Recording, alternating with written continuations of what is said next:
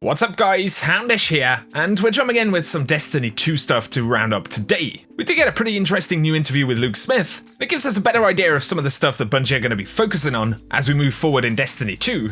Some of the big things they've learned about the game, and it even gives us a few old raid development insights. So we're going to round that stuff up, but first a couple of housekeeping things. DMG said Mars Community Challenge emblem. It's going out later this week, stay tuned for announcements. So the community absolutely smashed the challenge. We're going to be getting bonus rewards from Menagerie, but for the emblem specifically, stay tuned in the next couple of days, and if you're eligible you should be able to pick it up.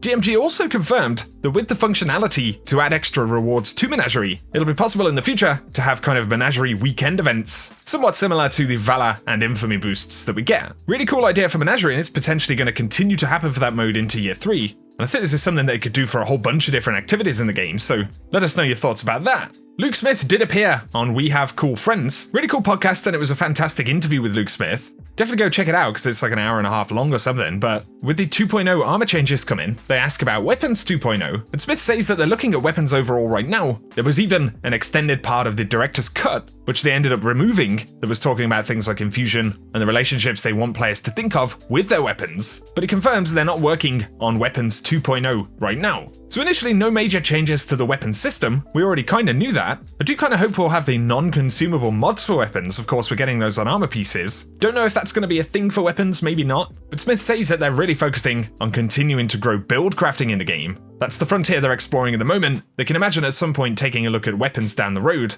but he says he thinks that's pretty far down the road. So the focus for now is going to be on build crafting and expanding how the entire kind of player character feels, but it does add that there's some stuff they're going to continue to improve about weapons, and they've seen a lot of good feedback about weapons from certain activities feeling more special. So they are looking to improve on how unique weapons feel, and from early glimpses of the new raid and lunar weapons, they do look pretty cool, a little bit more themed and set aside from other activities, and I think that's really important.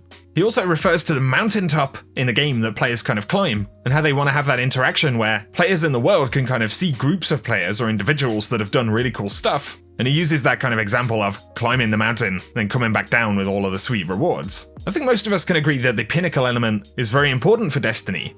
And I'm not sure about you guys, but I really enjoy activities and things that are difficult to do, but can be done in kind of a play session, a couple of hours, as opposed to everything in the game requiring an absolute grind. Obviously, a certain amount of grind is always going to be pretty important to Destiny and the investment in the game, but yeah, I'd love to hear your thoughts about that. He says the biggest technical challenge they have for the game right now is actually expanding it and bringing more content in. They have spoken about this previously. He says when you think how much lore they've added to the game over the past year or so, in the future, do they need to look at options like removing that lore from game and making it external once more? That is only an example, and in fact he says, in comparison to written text in the game, of course bringing major content in, new locations, activities, these are the things that they're going to struggle to do after year 3, and so there will be conversations about some of the content and making refinements like they spoke about with Gambit before. And there have been some funny kind of community posts suggesting, why don't we just remove the entirety of Curse of Osiris? Of course I doubt Bungie are actually going to do that, but who knows, there could be some pretty radical changes as we approach year 4.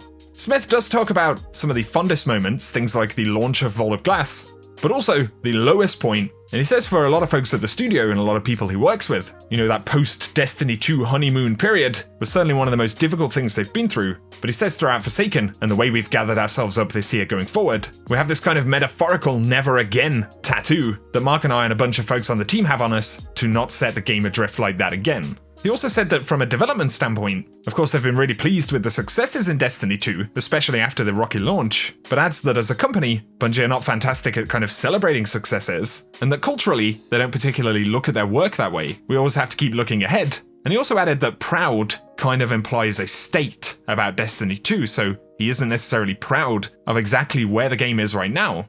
I guess it's this kind of idea that you should keep your mind in a state of progression, as opposed to treading the dangerous wire of feeling like you've already kind of achieved your potential. But then he talks about raids and some kind of development secrets, so he explains that parts of Kingsfall and Crota's End were kind of one common concept for a huge raid, the idea being that the raid would be the ending point in the story of Vanilla D1. And that does kind of correlate with the scrapped story that we've heard about, but we learned that the bridge section of Crota's End had come from an earlier prototype of the mechanic from the larger scrapped raid. Also that the opening encounter from Kingsfall is something that pretty much predates most raid encounters in D1, even some of the stuff they developed for Vault of Glass. and that the Fogoth room from Destiny 1 was originally a space conceived and kind of built in early development as part of a huge Hive Raid prototype. However, later on, it was reworked as the Summoning Pit Strike. Personally, I find this stuff really interesting. Of course, in development, as time goes by and ideas change, Bungie tend to be kind of drawing on a pool of a lot of different stuff they've worked on, or ideas that they didn't fully carry through, and that's why sometimes, especially in the early days, stuff like this happened. But guys, I'll link the full interview from We Have Cool Friends down below.